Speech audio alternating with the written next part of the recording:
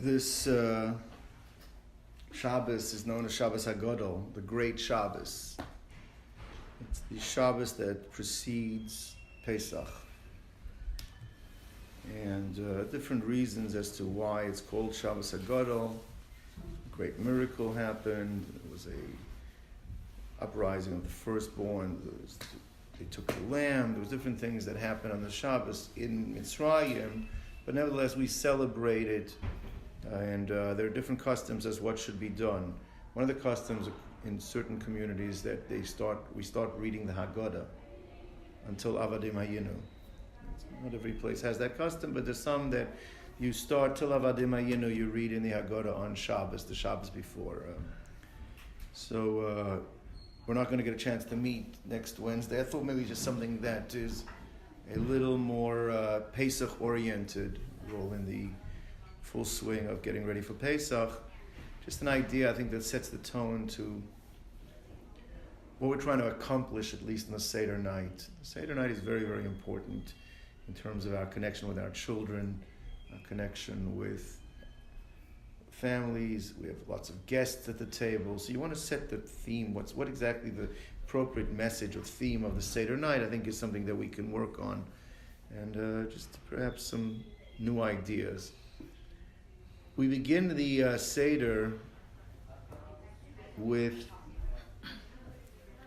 a declaration, Hala Achmanya. Hala Achmanya, this is the bread of affliction that we, referring to the matzah that we ate in Mitzrayim. And it's interesting that other than most of the Haggadah, this is actually the introduction to the Haggadah. This is being introduced in Aramaic. It's interesting. Most of the Haggadah is Hebrew. Very few parts. Hagadol, we have a few that are in Aramaic, but the introduction is in Aramaic. So some of the Rishonim learned that was the language of the time. The Haggadah is really a collection of braisos. It's from the Tanoim. So it was that time period, Aramaic was the spoken language. So therefore, Halach Ma'anya, which introduces really to the beginning of the Pesach Seder, this is the bread of our affliction, is in Aramaic because that was the language of time. But then why isn't the whole Haggadah in Aramaic? It's interesting, right at the beginning we do it. But even what's contained within it is very difficult to understand. Let's go through. What do we say there? Everybody says together, Kol dichvin yesiv yechol. Anybody that is hungry should join us. I mean, you're inviting guests. Anybody that's hungry should come and eat. And kol ditzrich yesiv yivsach. And anybody that has not made provisions for Korban Pesach, come and partake in the Korban Pesach with us. So a couple of questions. This is after Kiddush. If you're going to invite people to come and eat, why are you doing it after Kiddush? Number one. Number two, we're not doing it in the shul. We're doing it behind closed doors. That's a real magnanimous gesture. Whoever's hungry, come and eat. Who are you inviting? And I guess the most technically difficult question is, the law with the Korban Pesach is, you had to be min hamenuyim. You had to be appointed at the time of the Shechita, which happened Erev Pesach on the 14th. If you were not part of the group that was appointed at the time when they slaughtered the Pesach, you weren't allowed to eat the Korban Pesach with that group. It means they had to be invited to be part of the group at the time of slaughtering. So what kind of a statement is that whoever needs to come and join us for our Korban Pesach, come and join. They can't come and join. Technically, they're not allowed to eat from the Korban Pesach because they weren't part of the Menuyim, they weren't part of the appointed group at the time of when the Korban Pesach was slaughtered. So those invitations make no sense whatsoever. And I guess for us, that's real magnanimous of us. We're inviting everyone in a language nobody understands. In Aramaic, nobody even knows what you're saying. So even if you say it's a real invite, then do it in a language that people understand. Why are you doing it in Aramaic? Right? So we want to know the language, what's pshat in the language. We want to know what the idea of inviting people after Kiddush, inviting people to partake in the Korban Pesach. They weren't there at the time of the slaughtering. They can't partake in it anyway because they weren't appointed. What is this invite that we're trying to do? What we're trying to create with it?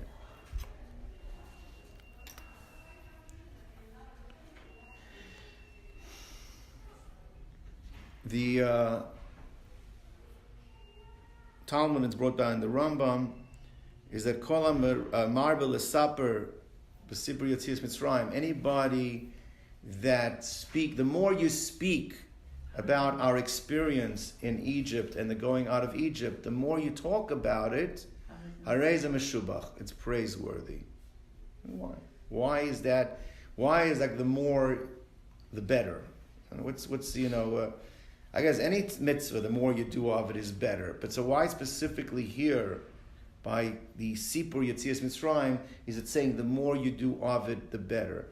We see there's a very strong emphasis on speech. Even it's brought down in the Tikkunei Zohar, the Arizal talks about it. The word Pesach, right? Pesach means to pass over, right? This is actually, it's a, what's the word? It's a cognate. It comes from two words. Pesach, the mouth that speaks. Pesach, the mouth that speaks. Why is that such a, why is that so important, the mouth that speaks? Even the halacha is that even if you are on your own, and there's nobody even there to talk to, you have to talk to yourself. You have to ask the questions, you have to give the answers, Why? Why is this so integral, the speech, the Kol Marbe L'Saper, why is Sipur Yetzias Mitzrayim such a important aspect, such an important piece? Right, so those are the questions we're trying to figure out.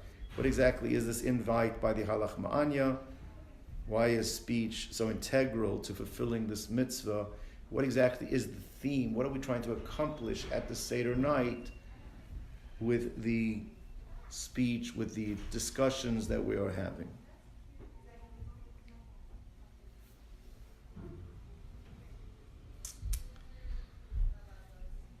I'll share with you a idea I heard many years ago from Meir Shiva, Rabbi Zweig Shlita, and I think there's actually life messages for us as well.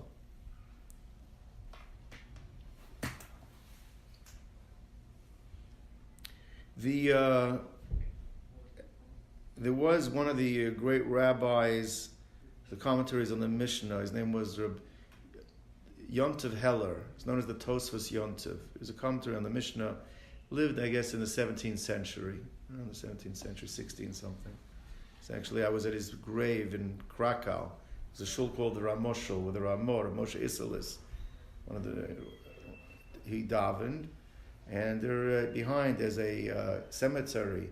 They filled with trash, and the Nazis didn't destroy it. And then after the war, they were uncovered it, and they have there the many of the great sages that lived in Krakow, Poland throughout the centuries are buried there. So this Tosfos Yontiv had a custom. First thing he would do when he was sitting at the Seder night, filled up the Kos Rishon for Kiddush, he knocked it over with his elbow, spilt it. So he says, everyone sees this beautiful tablecloth, everything looks so nice, and all the guests, everyone is so uncomfortable, nobody wants to move. So he would knock it over so that everybody would feel comfortable on purpose. They feel, okay, I made a mess too, don't worry about it. He wanted people to feel at ease. He wanted to feel, it's interesting going back. This is 400 years. That was his custom that he did. I don't know if you want, before you discuss it with your wife, I don't know if you want to go ahead and do it. That's, I know that my Rosh Yeshiva in Eretz Yisrael, Rosh Shlomo Zalman Auerbach, he would never fill the Kiddush cup all the way to the top. And he says, because what happens is you fill the Kiddush all the way to the top, you spill on the tablecloth. He says, Shalom Bais is more important to me than having my Kiddush cup filled all the way to the top. Anyway, but the Tosfos Yontiv knocked over the cup, and that's what his custom would be. What's the idea? You want to have people comfortable. So the idea is because people need to speak at the Seder. You have to have everybody talking. You have to have your own discussion. You have to be comfortable for that. If you're not comfortable, then you're going to clam up. You're not going to want to speak about it. So therefore, he wanted people comfortable. So there is a concept in Chazal, we find the Talmud talks about, that ein oreach machnis oreach. What does it mean, ein oreach machnis oreach? That if you're a guest, somebody invites you for Shabbos, you can't call up and say, yeah, I'm bringing 3 more friends. You don't have a right to bring friends. You're ein oreach. You can't invite other people if you're the one. But there's an exception. If a person is called an oreach kavod, what's an oreach kavod? Oreach kavod is you're the guest of honor. Now we have a dinner, right? They give us a list. Okay, you're honoring me. Okay, I want this one there, this one there, this one. If you are if it's about you, if this is to honor you, to celebrate you, then you can bring other people. So that rule of ein oreach machnis oreach doesn't apply if you're an oreach kavod. It doesn't apply. The idea of the Seder night, we're celebrating each person is the oreach kavod. Each person has to feel that we had this transition, we became members of, we became Avdei Hashem. We went from being Avdei Pharaoh to being Avdei Hashem. We went through this traumatic experience, Mitzrayim, and we got through it. And so it's celebrating our existence. It's celebrating our transformation. It's celebrating us. So it's not just an oreach sitting at the table. When you're sitting at the table, you're oreach kavod. How do you show that you're oreach kavod? So halach ma'anya, the Chazal said, you invite people. The purpose of the invite is not that new people can come. We say it doesn't mean they're not going to come. They're not coming because it's after Kiddush, it's in Aramaic, it's the idea is that you should realize that you have the right to invite. If I realize I have the right, my whole feeling is that I'm different, I'm not sitting at the table all nervous, whatever. This is for me, this is my celebration. Even if I'm the guest at the table, it's not I'm a guest of the Balabait. I'm the Oreach Kavod. Everybody at the table is a Oreach Kavod. You're the honored guest.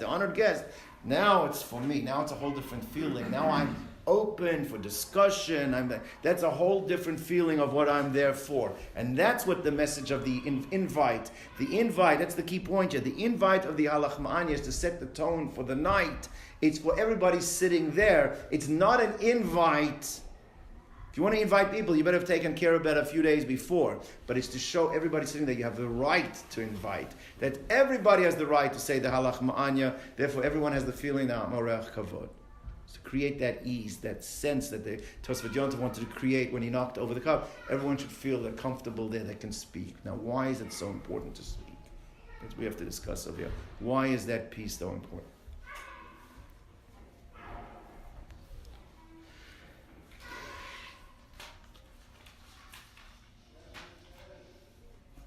One of the most difficult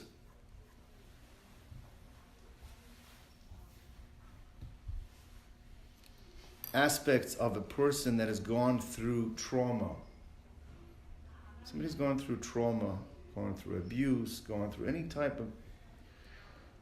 It's very difficult for them to speak about it. The Holocaust survivors, we have, my grandfather, we have people... Most of them refuse to talk about their experiences. Why? Why is it so hard to talk about a traumatic experience? Because there's a fear that when I start talking about it, I relive it. I go through it again. I don't want to go through it again. Right? I don't want to go through it again. But Chazal tell us, Da'aga belev ish yasichena, that if a person has a da'aga, a person is... you're bothered by something, you should speak about it. Right? That's what psychologists, therapists, why is it important? Because if you can speak about something, you show that it doesn't control you, you control it. If you're able to talk about an experience, then you have taken control of the experience. The reason why people are not able to speak about the traumatic experience is because the experience still controls them. They're still afraid of that experience. They can't speak about it, so it means that that experience still has control over them. Speaking about something shows that now you control it. It doesn't control you. Which now we understand why it's so important on Pesach night to talk about our experience in Mitzrayim. it was a traumatic experience. We were slaves. There are people today, 300-400 years after they were slaves, are still slaves. You can't escape that mentality until you take control of that feeling. That trauma needs to be spoken about because we have to show we now control it. We control our existence. We control who we are. We have to speak about it. That's the importance of Kol Amar B'Lesaper Harei Ze Meshubach. It is critical that we are able to speak.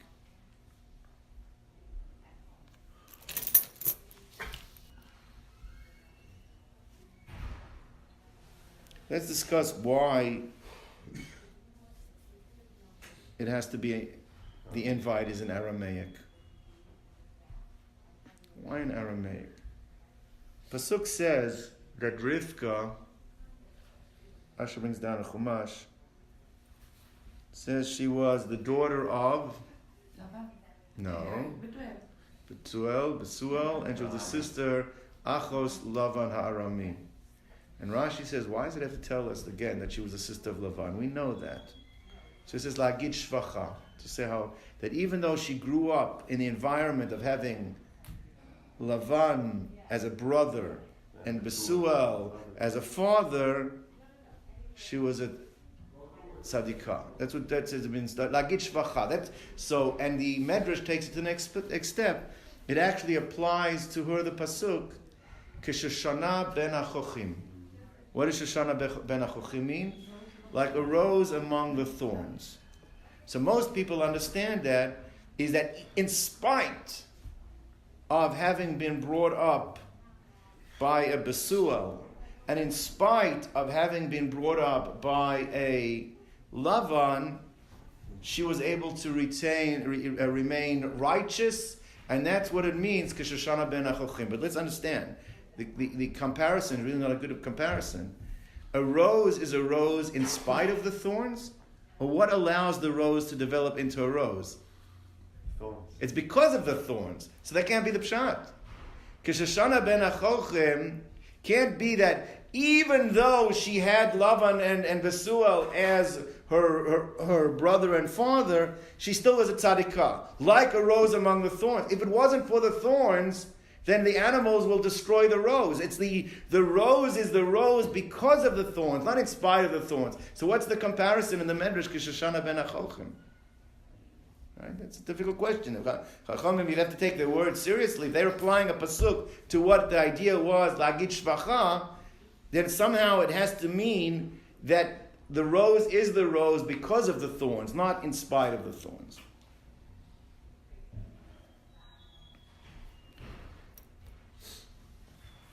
Rashi tells us,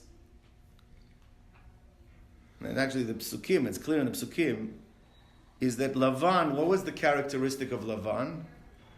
He was a Ramai. The whole area really, the midah that they excelled with was Ramaut. Aram is Ramai. That's the shoresh, the basis of Aram, where they all lived, it was Ramai. Now what's the difference between a Ramai and a Ganav? Right? A Ramai is not a thief. Ramai today would call as a confidence man. What is a confidence man? What does a confidence man do? When a confidence man is smart enough, you think you're getting the better deal. See, when someone's a ganav, he steals from you, you lose, he wins. A Ramai, he gets what he wants from you, and you walk away thinking that I won.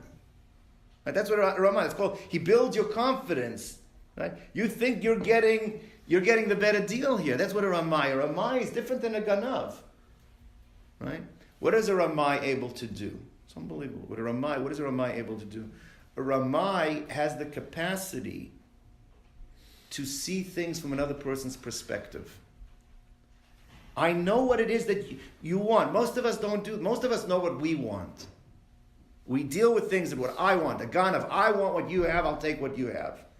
A Ramai, the way he's able to work things, he knows what you want. So he knows as long as I can make it seem as you're getting what you want, I can get away with what I want, and you still think you're getting what you want. That's a much different level than what a ganav is. A ramai is able to see things from another person's perspective. Avram Avinu wanted his daughter-in-law and all of the Avos wives come from Aram. Why is Aram the place you want? They didn't want the Knaanim of the Avodah Zarah. So Ramayim, you want to get Ramayim, that's better. Why is it better to have the Midah of Ramai? So why is it better is because what the Midah of Ramai is really the same Midah that you need for Chesed. Chesed, to do Chesed correctly, what do you have to do? To have the right sensitivities. I have to be able to do something for you knowing what it is that you want. I need to be able to see it from your perspective. Most people don't do chesed that way. Most people do chesed from what they want. It makes me feel better to give you. It makes the other person feel bad. Ramai is, the midah of Ramaut, it's taking it to the wrong direction. But if you take it in the right direction, then you can do chesed. And that's all. You see Eliezer, the test of Eliezer building. We want somebody that has a Baal chesed. Somebody from Aram that does chesed knows how to do chesed correctly. They're lazy. Instead of using that midah for the right purposes, for chesed, they look for the shortcut. They use it for Ramaut. But that's the midah that Avram Avinu wanted when he sent Eliezer to find a wife, because in that area they were experts. They were Ramayim, but they were expert in seeing things from other people's perspective. That's the midah that was looking for, and that's the test with the camels and the water. It's all to see that she has that midah and she's utilizing it in the appropriate way, in the correct way. That is why it was taken from there, because that's really what chesed is. In fact, it's very interesting. In the Torah, there's a pasuk that's a very difficult pasuk to understand. It says there that in the consanguous relationships, the arayot, the prohibited relationships, so one of them is that you're not allowed to have relations with a sister. The pasuk says achoto is prohibited. And what is the reason? The Torah says ki chesed he. It's a chesed. So, having a relation with a city is prohibited because it's a chesed. So Rashi gives two pshatim. One says it's a medrash. The medrash says is that Hashem allowed Cain to marry a sister. How could the Torah say sisters are prohibited? We know that Cain was born with a sister and he married her, right? Chesed. That was a chesed. Olam chesed yibaneh. The world was born. That was a chesed Hashem did. It's prohibited, but how else is the world going to be built? That was a chesed. That's the Rashi. So therefore the pasuk is answering the question. Achoto is prohibited. What about Cain? That was a chesed, right? That's one pshat in Rashi. The second pshat Rashi says is that the word chesed is an Aramaic word. It's not an English word. It's not a lashon hakodesh. It's not a Hebrew word. He said that chesed actually comes from the word in Aramaic that means embarrassment. It's a busha. It's a cherpa. It's a disgrace. It's an embarrassment. So therefore, the way you read the pasuk is that achato is prohibited ki chesedu, because that's an embarrassment. That's a disgrace. That's an embarrassing thing to do. So, whatever the reason the Torah would want to use an Aramaic word there, but just understand, we know that Aramaic is really a sister language to Hebrew. How could the same word in Hebrew mean chesed, which chesed is a kindness. In Aramaic, it means embarrassment. The reason is like this. It's because generally when I do chesed to someone, how does he feel? He feels embarrassment. Hebrew looks at it from the perspective of the giver. It's a mirror thing. The koach of Aramaic, in the language, the midah comes out. Aramaic sees it from the other person's perspective. So that's what, because that's Aram, that's Rama. The idea to see things from the other Aramaic, and therefore, by the way, right, the Talmud Bavli is written in what language? Aramaic. Why? because it has to be the Socratic method where you're asking questions and you're answering. It only works. What happens in most places, I ask a question because I like my question. You give an answer, you give your answer. But I don't hear what you're saying, you don't hear what I'm saying. You can listen to a conversation sometimes. Neither one is listening to what the other one is saying. Everybody's saying what they want to say. To really have a dialogue that's in question and answer, you need to understand what the person who's asking the question is saying, and the person who's giving the answer, the one who's asking, he has to answer. I have to understand where you're coming from, and you understand. That's how you can have a meaningful dialogue. Otherwise, everyone is just saying what they want to say, and nobody's listening. So the Talmud Bavli, which is based on Shakla V'Tarya, actually Shalom is also in Aramaic, but Talmud, which is based on question and answer, the Socratic method, it's done in Aramaic. That's the language that is there for people to see things from the other person's perspective. Because if you don't, somebody's asking you a question, you don't hear where he's coming from, if you don't understand where he's coming from when he asks the question, what's going to happen? Kill each other. You're not going to be able to give him the answer. Because you can't answer someone if you don't understand where it's coming from. That's why Talmud Bavli is in Aramit. Because Aramit is the koach of being able to see things from the other perspective. As we see in the word chesed and cherpa, the two words are the same. And you see many examples of that. But that's why Talmud is in Aramaic. That's why it's written in Aramaic. So therefore it comes out very nice as well, is that we're starting off the Seder night. We start off in Aramaic. Why are we starting off in Aramaic? Because the whole inyan of Sipur Yitzrayim has to be derech she'ela v'tshuva. It's question and answer. So you're setting the tone that the only way this is going to work, not like the way we do it. A kid gets up and reads his 5 Torahs that he got in school, and that's not.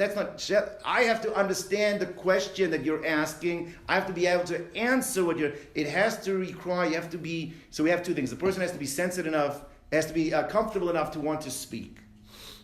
That's number one, right? Because the sipur is very important. It's also the way we get out of the experience we're doing. But in order for it to be meaningful, for the dialogue to be meaningful, it has to be each person is listening to what the other person has to say. In order for me to be able to really listen to what you're saying, I have to understand where you're coming from. That's the concept of Aramaic. That's why we set the tone. And the way we start off something is the way you set the tone. It's specifically in the language that is the language of understanding where the other person is coming from. And therefore, that's the idea of what the Halach Ma'anya introducing the Seder. So let's start again, go quickly, then just wrap it up. We asked, why are you inviting people if there's no doors are closed, it's after Kiddush, Korban Pesach was already slaughtered, whatever. Because the idea of the invite is to make everybody feel that they're an Orech Kavod. I have a right to invite. You have a right to invite, and I'm not just an Orech Kavod. It makes me feel comfortable. Comfortable, it's about me. I'm celebrating my transformation. I'm celebrating the experience. Why is that important? Because I'm taking with my dibur, with my sipur, I'm taking control over my experience. The experience doesn't control me. I am taking control of it. However, it has to be done derech she'ela v'tshuva. It has to be done in a way that we're dialogue, there's a discussion, questions, answers. In order for that to happen, I have to hear where you're coming from. That's the message of Aramaic. Aramaic is the message of seeing things from the other person's perspective. When you can see things from another person's perspective, then you can really answer. And that's very important because most of us do not have that skill. Most of us don't listen. Right? The most successful thieves, Ramaim, and the most successful people in psychology have the same ability to hear what the person really wants, to read between the lines, to see what that sensitivity, to hear what they want. That's what we have to train ourselves. What is the person really asking? What is he asking for? Right? There's that famous story with the Brisker Rov. Someone came and asked him, Rebbe, can be Yobi Yotze the Dalit Kosas with milk?